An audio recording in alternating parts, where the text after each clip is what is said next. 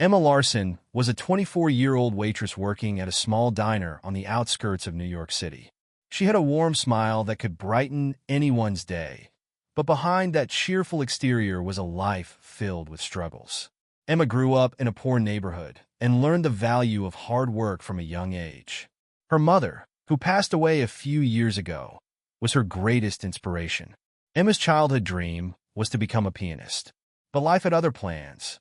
She had to drop out of music school when her mother's illness drained their family's savings, and now she spent her days serving tables and her nights dreaming of melodies she could no longer afford to play. One rainy evening, a man named Charles Donovan walked into the diner. Charles was a wealthy businessman known for his arrogance and sharp tongue.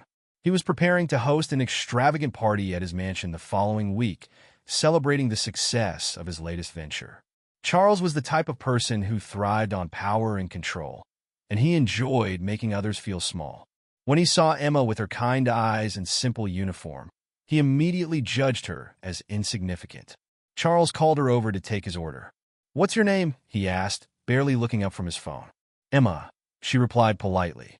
"Emma, do you play the piano?" he asked, noticing the small piano charm on her necklace. It was a keepsake from her mother.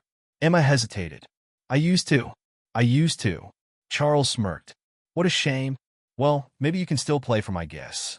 I'll pay you double your weekly wages to come and perform for us. I'm sure you could use the money."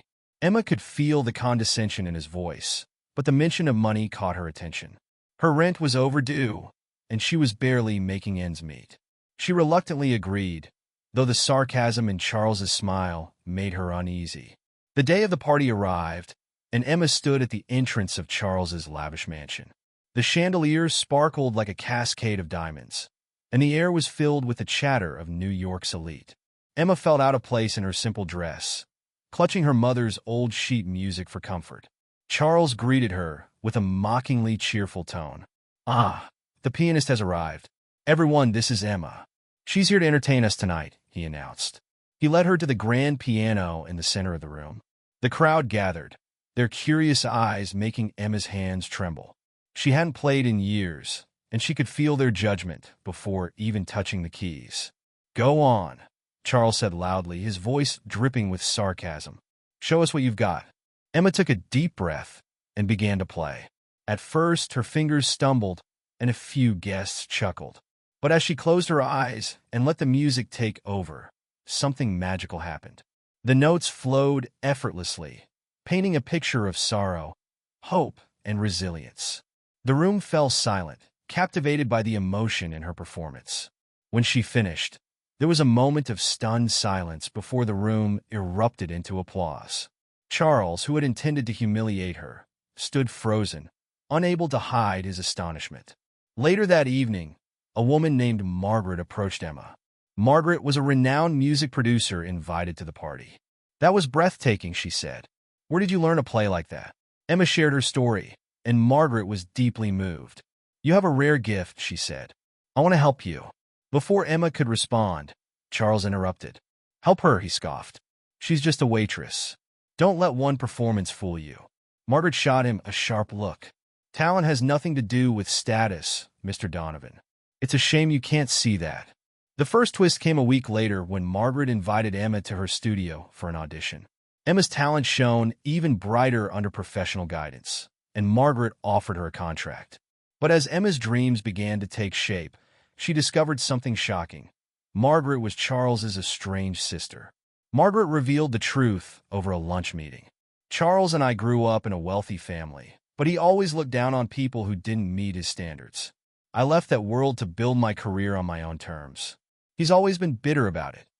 Emma was stunned, but grateful for Margaret's support. "I'll prove him wrong," she said with determination. The second twist unfolded at a charity gala, where Emma was set to perform her debut concert. Charles was among the attendees, invited by Margaret as a peace offering. When Emma played the same melody she had performed at Charles's party, something in him shifted. He remembered his late mother, who had loved music and always encouraged kindness. For the first time, Charles felt genuine remorse for the way he had treated Emma.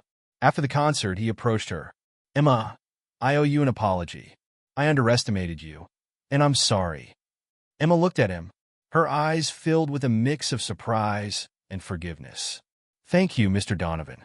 I hope you've learned that everyone has a story worth listening to.